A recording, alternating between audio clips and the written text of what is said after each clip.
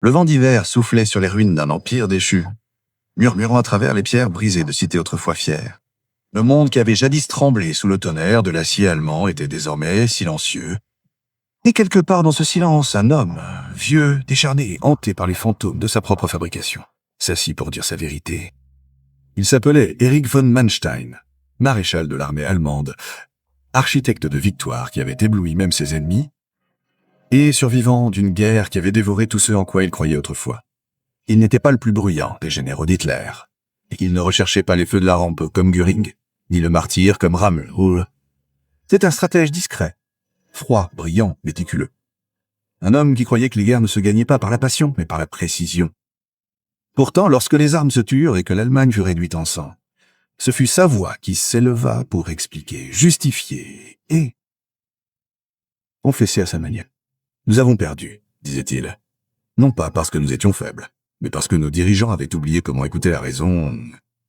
Pour comprendre cette vérité, il faut remonter là où tout a commencé, bien avant que le monde ne devienne fou. Erich von Manstein est né dans l'aristocratie prussienne en 1887, dans un empire qui vénérait l'ordre, l'obéissance et la tradition militaire. L'armée n'était pas qu'une profession, c'était le destin. Sa famille en était imprégnée. Des générations d'officiers pensaient que la discipline était la forme la plus pure du devoir. Même enfant, le jeune Eric avait absorbé ce credo. L'uniforme n'était pas un simple tissu, c'était un symbole d'honneur, de continuité, d'une Allemagne qui se considérait comme choisie pour diriger par la force et l'intellect. Au début du XXe siècle, alors que l'Europe était au bord de la catastrophe, Manstein rejoignit le corps des cadets. Il était précis, distant et d'une intelligence redoutable. Il ne se distinguait pas par sa bravade, mais par sa capacité à considérer la guerre comme une équation, un équilibre entre le mouvement, le timing et la volonté. Il servit pendant la Première Guerre mondiale, apprenant de première main comment le massacre industriel pouvait réduire la gloire à de la boue. Il gravit rapidement les échelons, non pas grâce à son charisme, mais grâce à sa maîtrise. Lorsque l'ancien empire tomba et que l'Allemagne fut réduite à la République humiliée de Weimar, Manstein resta, non pas pour la politique, mais pour l'art de la guerre lui-même. Il appartenait à cette génération d'officiers qui vivaient dans le crépuscule, liés par un serment à un État qui n'existait plus, mais refusant d'abandonner le rêve d'une Allemagne disciplinée et restaurée. Lorsqu'Hitler apparut, promettant le renouveau et le pouvoir, Manstein observa la scène avec le détachement d'un stratège. Il ne partageait pas l'idéologie nazie, ni son racisme, ni son hystérie, mais il voyait en Hitler un moyen de reconstruire l'armée, de restaurer la structure du chaos. Comme beaucoup de ses pairs, il confondit l'ambition avec le leadership et le silence avec la neutralité. En 1939, la machine était prête. Lorsque la guerre éclata, c'est Manstein qui conçut le plan qui allait stupéfier le monde. La frappe audacieuse à travers les Ardennes, qui contourna la ligne française Maginot. C'était une manœuvre si audacieuse, si mathématiquement parfaite, qu'elle écrasa la France en quelques semaines. Le plan qui devint connu sous le nom de Faucille portait sa signature intellectuelle. Une dévastation rapide et indirecte. Hitler l'adora. Les généraux s'émerveillèrent. Du jour au lendemain, Manstein devint l'étoile montante de la guerre.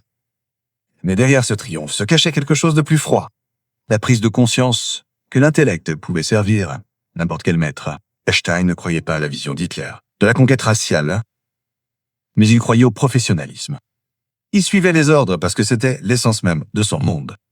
Alors que la campagne balayait vers l'Est, des plaines de Pologne aux rivières gelées de Russie, ces stratégies lui apportèrent des victoires qui défièrent la logique, jusqu'à ce que la logique de la guerre elle-même se retourne contre lui. À l'été 1941, l'opération Barbarossa déchaîna l'armée allemande contre l'Union soviétique. Elle était censée être rapide. Une guerre éclair qui détruirait l'armée rouge avant l'hiver. Manstein, commandant le 56e corps blindé, exécuta ses ordres avec précision, fendant les défenses soviétiques. Les villes tombèrent les unes après les autres sous le pas de fer de ses divisions. Mais quelque chose en lui, peut-être profondément enfoui sous des couches de discipline, commença à s'agiter. Il vit des villages incendiés, des civils exécutés, des prisonniers affamés. Il vit les SS suivre ses troupes. Et bien qu'il ait prétendu après la guerre qu'il n'en connaissait pas toute l'ampleur, la vérité est qu'il en avait vu suffisamment. Il garda néanmoins le silence, car le silence était synonyme de loyauté. Et la loyauté était synonyme de survie. Lorsque les premières neiges tombèrent et que l'offensive s'enlisa devant Moscou, Manstein fut transféré au sud, où le Wehrmacht cherchait une nouvelle percée. Ses ordres étaient clairs. Prise de la forteresse d'Astropol sur la mer Noire, Le siège dura des mois, un enfer d'artillerie et d'épuisement. Mais en juin 1942, Manstein réussit l'impossible. La ville tomba. Sa maîtrise de la guerre de siège était inégalée. Il fut promu maréchal, le plus jeune de l'armée. Hitler le qualifia de stratège le plus doué du commandement allemand. Pourtant, à chaque victoire, la guerre s'assombrissait. Alors que 1942 se transformait en 1943, le vent commença à tourner. Stalingrad tomba. La 6e armée fut encerclée et détruite. Et Manstein, appelé pour sauver la catastrophe, arriva trop tard. Ce qu'il trouva n'était pas une armée, mais un cimetière. Il implora Hitler de lui accorder la liberté de manœuvre, de battre en retraite, de sauver ce qui pouvait l'être. Mais Hitler refusa. Pas un pas en arrière, donna le Führer. Manstein obéit à contre-cœur, amèrement. Il écrivit plus tard que c'était à ce moment-là qu'il réalisa que l'Allemagne avait perdu. Non pas à cause d'une force supérieure, mais à cause de sa propre cécité. Il combattit, en commandant des contre-offensives qui lui permirent de regagner temporairement du terrain, en particulier autour de Kharkov. Sa campagne de 1943 reste un chef-d'œuvre de génie tactique, mais c'était un génie sans but. Le cours de la guerre était irréversible. En 1944, Hitler était devenu méfiant à l'égard de toute pensée indépendante. Manstein, trop professionnel pour flatter, trop fier pour céder, fut renvoyé. Le stratège qui avait autrefois façonné les campagnes assistait désormais depuis la ligne de touche à la désintégration du Reich. Lorsque les armes se turent enfin, Manstein fut fait prisonnier par les Britanniques.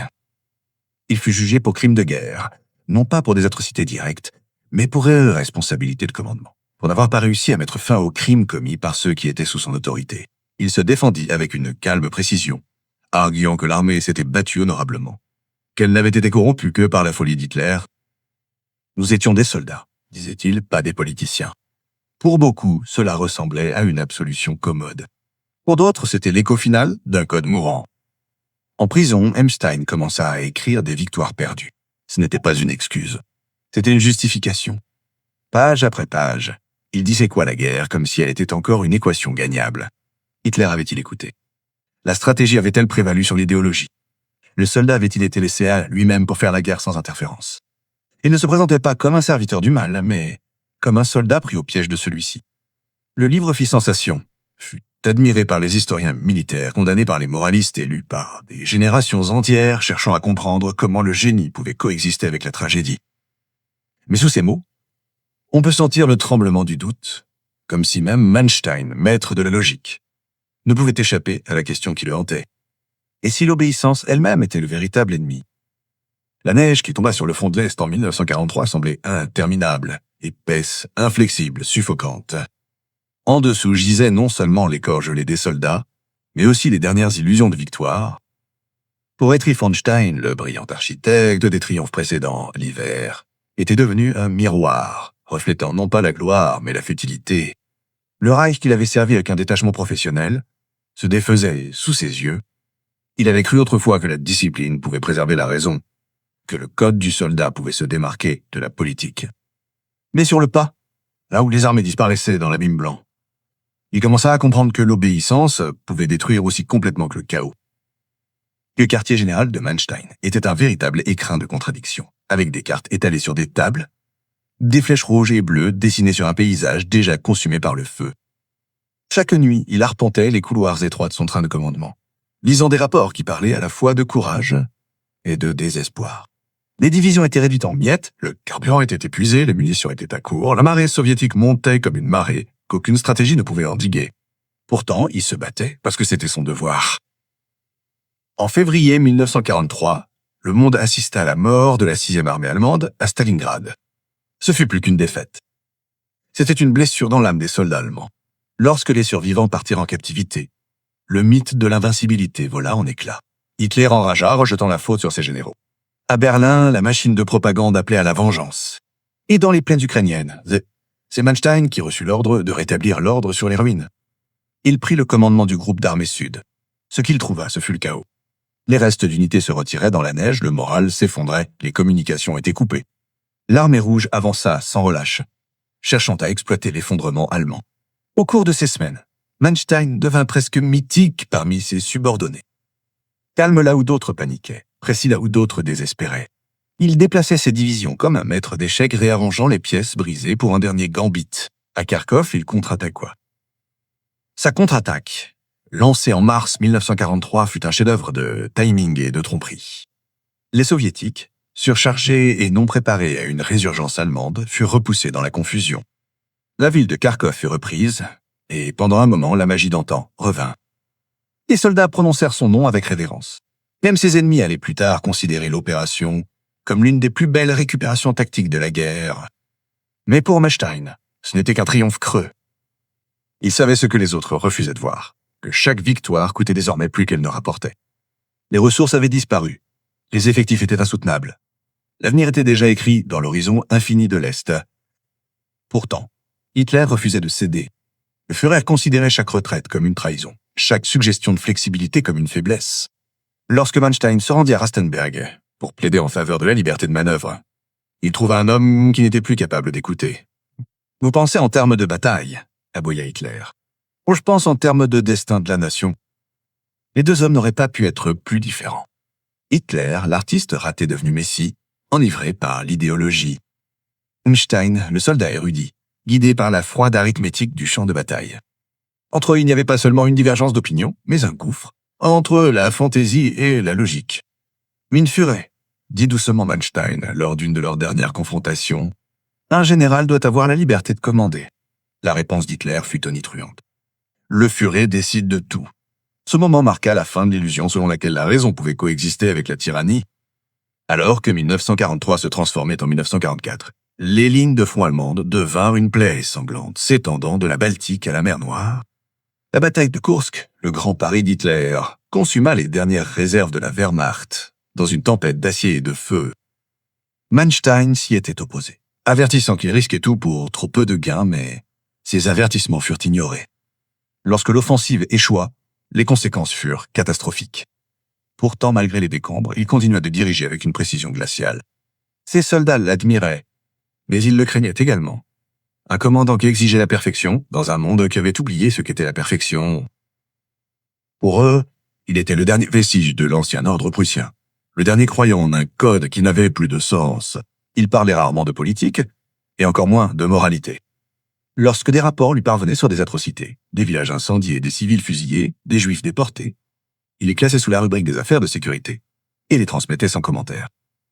Dans ses mémoires, il clame plus tard son ignorance, insistant sur le fait que l'armée n'a joué aucun rôle dans les horreurs de l'Est. Mais des lettres, des ordres et des témoins racontent une autre histoire, à savoir que si Manstein n'a pas initié les crimes, il ne les a pas non plus arrêtés.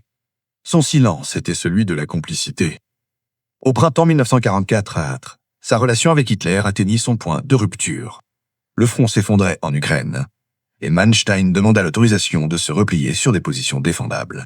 « Il faut penser à l'armée, pas au prestige », affirma-t-il. Hitler le regarda froidement. « Le prestige, c'est la victoire. Tu parles comme un vieil homme. » La réponse de Manstein fut presque chuchotée. « Le prestige n'est rien si l'armée est morte. » Ce fut leur dernière rencontre. Quelques jours plus tard, Hitler le releva de son commandement. Il n'y eut ni défilé d'adieu, ni honneur. Le maréchal, qui avait autrefois sauvé des fronts entiers, fut démis de ses fonctions avec une seule signature. Pour la première fois de sa vie, Erich von Manstein se retrouva sans commandement, sans but. Il retourna dans son domaine de Silésia, emportant avec lui l'amère certitude que la guerre était perdue. Pourtant, même à ce moment-là, il ne renonça pas à sa foi dans le professionnalisme. Le devoir d'un soldat, disait-il à ceux qui lui rendaient visite, est d'obéir jusqu'à ce que l'obéissance devienne une trahison. Ce qu'il n'a jamais vraiment défini, c'est où se situait réellement cette limite. Lorsque l'Allemagne s'effondra finalement en mai 1945, le maréchal ne s'enfuit pas et ne se déguisa pas. Il fut arrêté par les Britanniques et détenu comme prisonnier de guerre. Ceux qui le virent en captivité le décrivirent comme un homme toujours calme, toujours confiant en son intellect, comme si le chaos qui l'entourait pouvait être contenu dans les limites de la raison. Mais la raison ne pouvait pas le protéger du jugement. Lors de son procès en 1949, Manstein fut accusé de crimes de guerre, non pas pour des massacres spécifiques, mais pour n'avoir pas empêché ou puni les crimes commis par ses troupes. Il se tenait sur le banc, des accusés et son uniforme remplacé par un costume simple, visage sans expression. Les procureurs parlèrent de civils assassinés, de villages incendiés, d'exécutions, de prisonniers soviétiques. Manstein écoutait en silence, les mains jointes comme s'il observait une leçon d'histoire plutôt que d'être jugé en fonction de celle-ci. Quand vint son tour de parler, il le fit sans émotion. Il admit que des crimes avaient été commis, mais insista sur le fait qu'il n'était pas imputable à l'armée. Le soldat, dit-il, mène les batailles que ses dirigeants lui confient.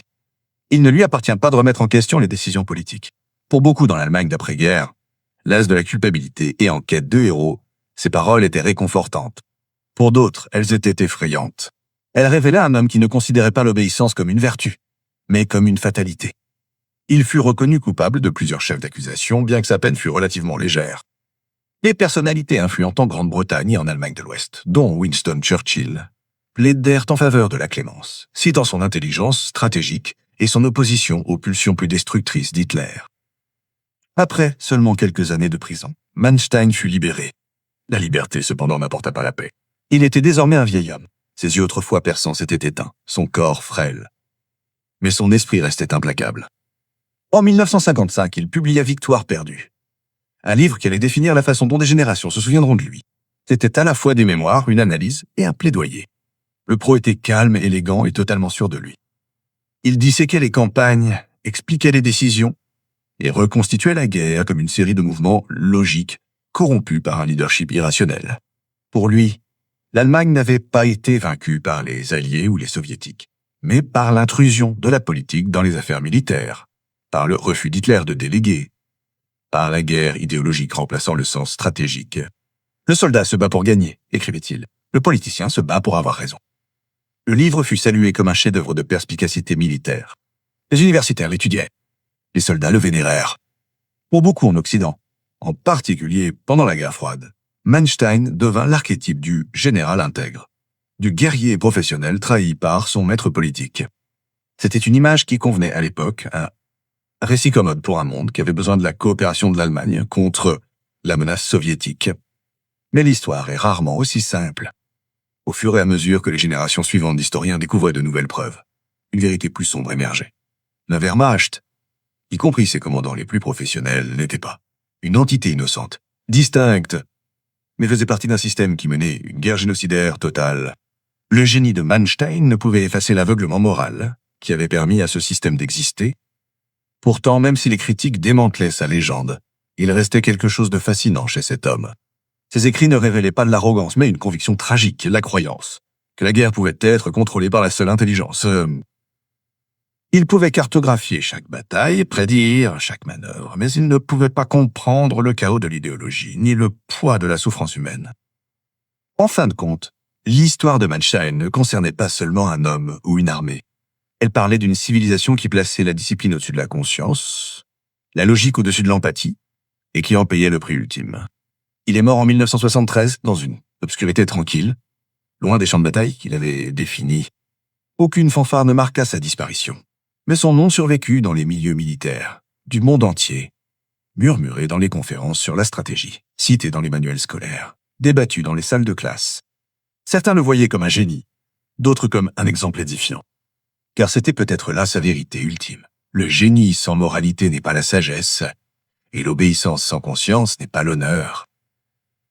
Les années qui suivirent la guerre s'écoulèrent lentement, comme si le temps lui-même hésitait à porter un jugement sur ce qui avait été fait. Dans les ruines de l'Europe, les nations se reconstruisirent à partir de la mémoire et des cendres. En Allemagne, un peuple autrefois consumé par le feu cherchait désormais désespérément une histoire qui pourrait donner un sens à sa destruction. Et dans ce vide, des voix comme celle d'Erich von Manstein trouvèrent des oreilles avides. Il était assis à son bureau à Inhausen, une petite ville bavaroise nichée entre les collines et le silence. Le monde extérieur avait changé au point d'être méconnaissable. Une nouvelle république, de nouvelles frontières, de nouveaux ennemis. Pourtant, il écrivait de la même main ferme qui avait autrefois déplacé des armées à travers les continents. Le son de sa plume grattant le papier avait un rythme presque militaire. Et chaque phrase était précise, délibérée, maîtrisée. Il menait toujours une guerre, mais c'était désormais une guerre pour la mémoire. Dans Victoire perdue, Manstein dépeint la Wehrmacht comme une institution d'honneur, apolitique, disciplinée et tragiquement mal utilisée. Il décrit les campagnes comme des parties d'échecs entre professionnels, abstraction faite de l'effondrement moral qui les entourait. Les pages brillaient d'admiration pour les soldats qui enduraient des épreuves impossibles, mais elles étaient presque silencieuses sur les civils qui souffraient sous leurs bottes. Ce n'était pas une omission accidentelle. C'était une mission voulue. Le silence d'un homme qui cherchait à préserver le peu de dignité qui lui restait au milieu du désastre. Pour le public des années 1950, l'as de la culpabilité et avide de rédemption, son histoire était irrésistible. C'était un général qui ne parlait pas d'idéologie, mais de professionnalisme. Pas de haine, mais de précision. Les penseurs militaires occidentaux, confrontés à une nouvelle guerre froide, étudiaient ses écrits comme des manuels de stratégie. Les officiers américains et britanniques citaient ces opérations comme des modèles de guerre de manœuvre. Dans les salles de classe de Sandhurst à West Point, le nom de Manstein devint l'abréviation de génie tactique. Mais sous cette admiration se cachait un dangereux réconfort. En séparant la Wehrmacht des crimes du nazisme, les victoires perdues ont contribué à construire ce que les historiens appelleraient plus tard le mythe du Wehrmacht pur. La croyance selon laquelle l'armée professionnelle allemande s'était battue honorablement, tandis que les SS avaient commis des atrocités. Ce mythe a permis à une nation d'aller de l'avant, mais il a également enfoui la vérité sous des couches de mémoire sélective. Manstein lui-même est devenu un symbole de cette mémoire sélective. Interrogé sur l'Holocauste, il a soutenu que l'armée n'y avait pas participé. « Nous avons mené une guerre de soldats », disait-il. Le reste, c'était de la politique. Pourtant, des documents ont révélé plus tard que son état-major avait transmis des ordres, encourageant des mesures sévères contre les Juifs et les partisans. Que son propre groupe d'armée avait coopéré avec le groupe Enzat dans les territoires occupés. Les lignes épurées de ses cartes étaient tracées sur du sang. Pourtant, il est resté impénitent. Il pensait que l'histoire lui donnerait raison, que les générations futures comprendraient les choix impossibles de ceux qui avaient servi. Dans une certaine mesure, il avait raison. Pendant des décennies, sa version du passé a façonné la façon dont des millions de personnes ont perçu l'effort de guerre allemand. Son intellect devint un bouclier contre l'examen moral, et pourtant, même le génie ne peut faire taire indéfiniment la conscience. Au fil des années, une nouvelle génération d'historiens commença à se poser des questions auxquelles son récit ne pouvait répondre. Ils regardèrent au-delà du champ de bataille, au-delà des stratégies, vers le paysage moral de la guerre elle-même. Ils découvrirent que la même discipline qui faisait d'hommes comme Manstein de grands tacticiens en faisait également des instruments de destruction obéissants. Le code d'honneur qu'ils chérissaient était devenu une chaîne qui les liait à la folie. Mais Manstein n'était pas seulement un méchant. Le réduire à cela reviendrait à passer à côté de la complexité de sa tragédie. C'était un homme qui croyait profondément au caractère sacré du devoir, qui voyait le monde à travers le prisme de l'ordre et de la hiérarchie. Lorsque le chaos survint, d'abord sous la forme de la Révolution, puis en la personne d'Hitler, il s'accrocha à la seule chose qu'il comprenait, l'obéissance. C'était à ses yeux le seul moyen d'empêcher la civilisation de se désintégrer. Il ne pouvait pas le voir en obéissant sans poser de questions. Il contribuait à détruire la civilisation même qu'il espérait sauver. Tel est le paradoxe de Manstein, un homme qui pensait servir la raison, mais qui est devenu le serviteur de la ruine, en privé. Ceux qui l'ont connu plus tard ont parlé de « moment où le masque est tombé ». Il y avait des soirs où le vieux maréchal regardait au loin son verre, intact, et murmurait des noms que personne ne reconnaissait. Un jour, un visiteur lui a demandé s'il avait jamais pensé que la guerre aurait pu se terminer différemment. La réponse de Manstein a été calme, presque détachée. Les guerres sont perdues bien avant la dernière bataille. Elles sont perdues lorsque les hommes oublient pourquoi ils se battent. C'est peut-être la fois où il s'est le plus approché de la confession. Le monde autour de lui a évolué. L'Allemagne de l'Ouest est devenue une nouvelle alliée de l'Ouest. Son armée s'est reconstruite au sein de l'OTAN. D'anciens officiers de la Wehrmacht ont été discrètement réintégrés, et certains ont même occupé des postes de conseillers. Manstein lui-même a été consulté sur la réorganisation de la Bundeswehr. Une ironie que l'histoire aurait difficilement pu imaginer. L'homme qui s'était autrefois battu pour détruire l'Europe contribuait désormais à la défendre. Mais il n'était plus le commandant inébranlable d'autrefois. L'âge avait adouci ses traits, mais pas ses convictions. Interrogé sur Hitler, il le qualifia de catastrophe pour l'Allemagne. Pourtant, il le décrivit avec le respect particulier du soldat pour l'autorité. Était, dit Manstein, un homme qui ne comprenait pas la guerre, mais qui comprenait le pouvoir. Il n'a jamais parlé publiquement de la catastrophe morale, n'a jamais prononcé les mots qui auraient pu combler le fossé entre l'intellect et l'humanité. Peut-être n'en était-il pas capable. Peut-être que le monde d'où il venait, le monde des officiers prussiens et de la discipline silencieuse, n'avait tout simplement pas laissé de langage pour le repentir. En ce sens, Manstein n'était pas unique. Il était le reflet de sa génération, une génération d'hommes formés à obéir sans poser de questions, à considérer l'obéissance comme une vertu et le doute comme une faiblesse. Ils avaient construit une machine d'une précision inégalée, et avaient ensuite regardé cette machine consumer leur pays. Ils étaient les soldats d'une cause qu'ils n'avaient pas choisie, et pourtant ils choisissaient chaque jour de la servir. Lorsque Manstein mourut en 1973, à l'âge de 85 ans, la nouvelle fit à peine la une des journaux. Le monde avait d'autres soucis. Le Vietnam, la guerre froide, la course à l'espace.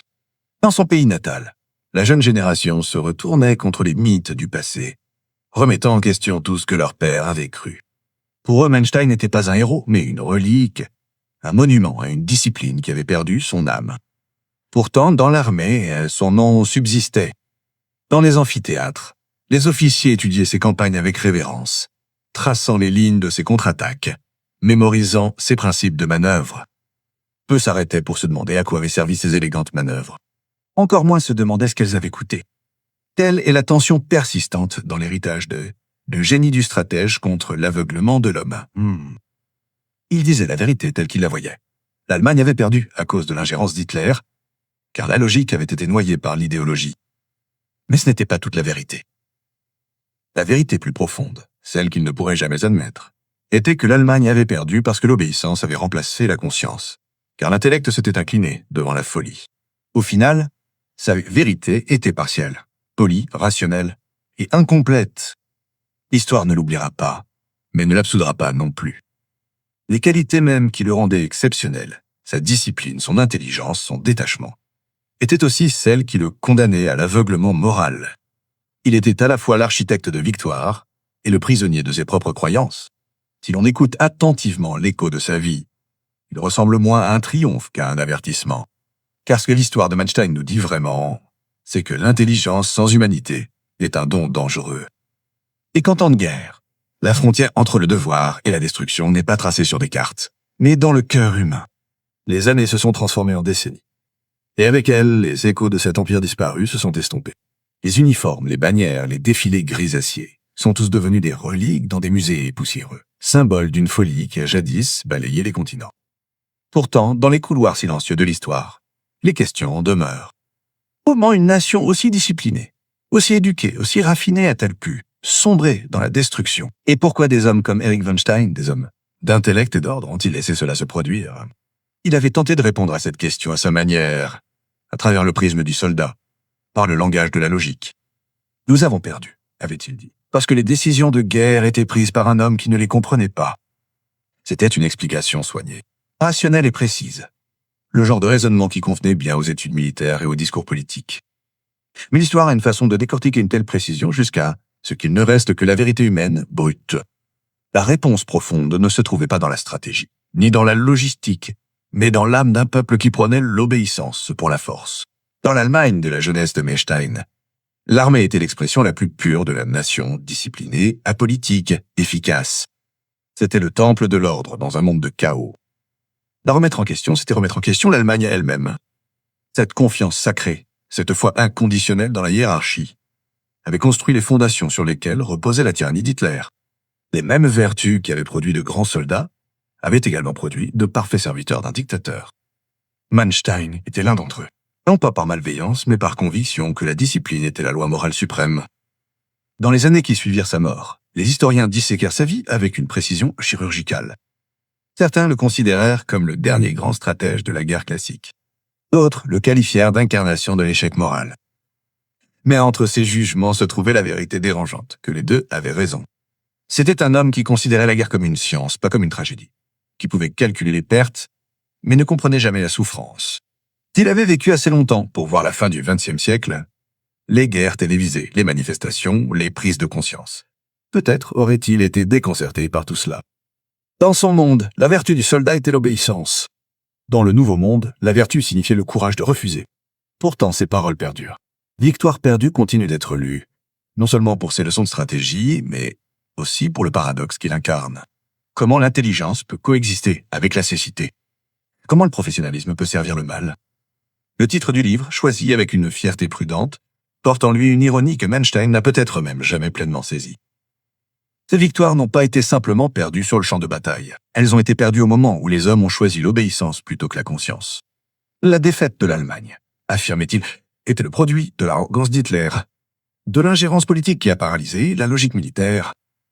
Et il y avait effectivement du vrai là-dedans. L'obsession d'Hitler pour le contrôle, son refus de battre en retraite, son mépris pour ses propres généraux. Tout cela a contribué à la ruine du Reich. Pourtant, cette explication, aussi élégante qu'elle puisse paraître, était incomplète. La véritable raison de la défaite de l'Allemagne résidait dans la corruption morale qui s'était déjà enracinée bien avant que les premiers coups de feu ne soient tirés. Ce n'était pas un échec tactique, mais un échec d'humanité. Lorsque la Wehrmacht est entrée en Pologne en 1939, elle l'a fait sous l'illusion de la pureté, qu'elle menait une guerre conventionnelle distincte de la politique. Mais la guerre n'a jamais été conventionnelle. C'était une guerre d'extermination, une guerre d'idéologie déguisée en destin, et tandis que les armées de Manstein avançaient vers l'Est, elles devinrent les instruments de cette idéologie.